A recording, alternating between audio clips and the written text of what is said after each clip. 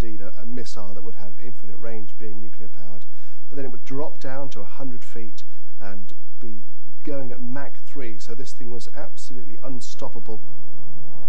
As well as releasing nuclear bombs, the Livermore scientists considered using the reactor itself as a lethal nuclear device which could irradiate enemy territory. It was the ultimate doomsday weapon. You run it close to the ground, it fries everything. I mean, on top of everything.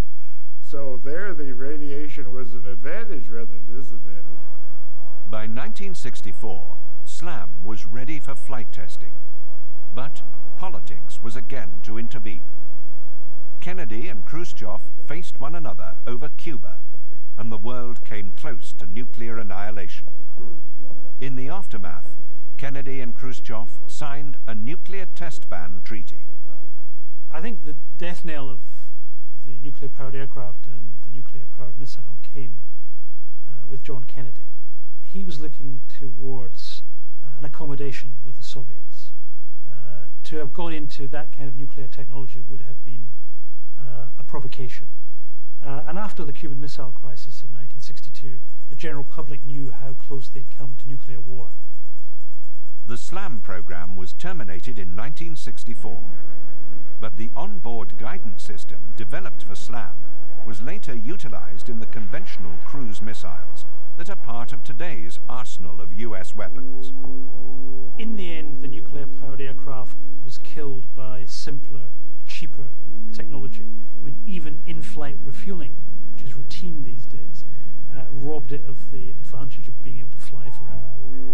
And the ballistic missile, which can hit a target on a postage stamp, or the cruise missile with its accuracy, that did away with the need for a big bomber. But the dream of nuclear flight may not be over. In 2003, it was revealed that the United States Air Force Research Laboratory had funded 2 studies on nuclear-powered versions of the Northrop Grumman Global Hawk. The Global Hawk is an unmanned aerial vehicle, or UAV.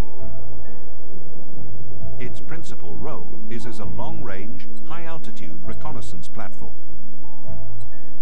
It is designed to fly from the United States to any hotspot on the Earth, and then circle for days at a time, sending data back to base. The plan now is to give the Global Hawk a flight endurance of several months. Has the technology that created the NB-36 at last come of age? Will the day come when nuclear-powered UAVs cruise the skies for months or years on end? This was the dream behind the original atomic bomber, the WS-125. One of the planes that never flew.